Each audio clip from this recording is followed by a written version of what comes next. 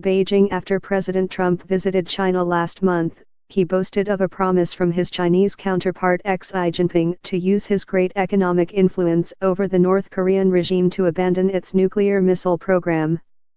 That promise, if it was made, will soon be put to the test.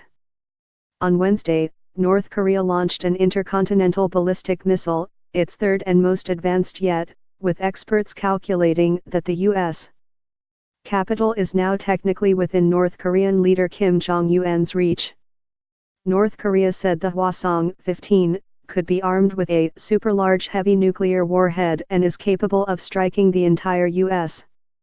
mainland. In a government statement, it said Kim declared with pride that the country had achieved its goal of becoming a rocket power.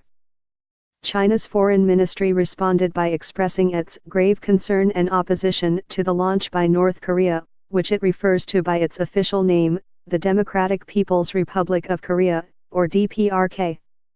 We strongly urge the DPRK side to abide by the relevant UN Security Council resolutions and halt any moves that could aggravate the situation on the Korean Peninsula, Foreign Ministry spokesman Gang Shuang told a regular news conference. North Korea's latest missile launch appears to put U.S.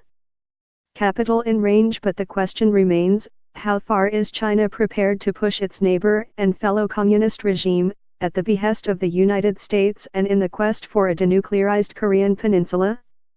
The answer, experts say, to some extent, but not far enough to change the strategic calculations at the heart of the regime in Pyongyang.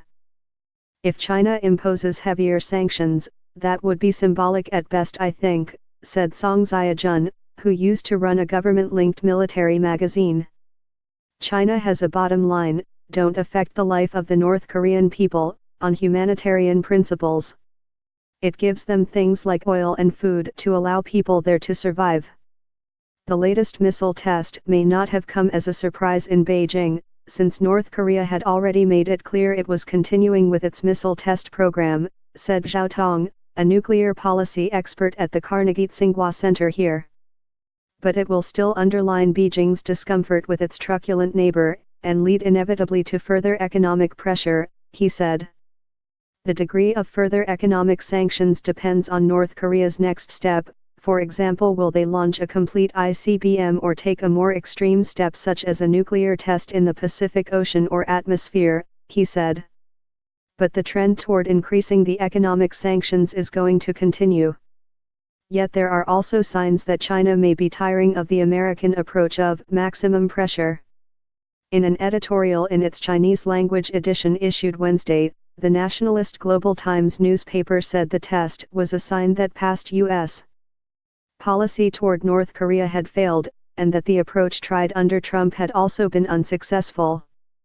The United States, it said, despised Pyongyang and as a result had ignored North Korea's security concerns and missed an opportunity to negotiate an end to the nuclear program, instead increasing pressure, raising tensions, and narrowing the space for diplomacy since Trump took office. That attempt to blame Washington rather than Pyongyang doesn't get much traction in the West, but does reveal a mindset among sections of the Communist Party.